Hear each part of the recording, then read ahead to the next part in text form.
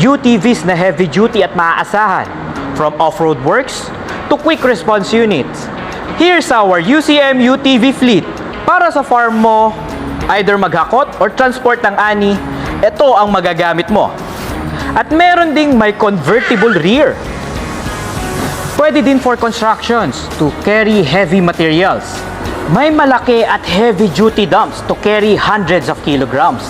Ideal bilang quick vehicle unit sa pag-roving sa field or site. Can also be customized to become a rescue unit for immediate responses. Service transport for a group of people. This is for you. Aside from gasoline type, we also have diesel and electric-powered UTV. Maybe for customized works or ibang purposes, we have what you need. Because here at UCM, it's recreations and beyond. Visit us now!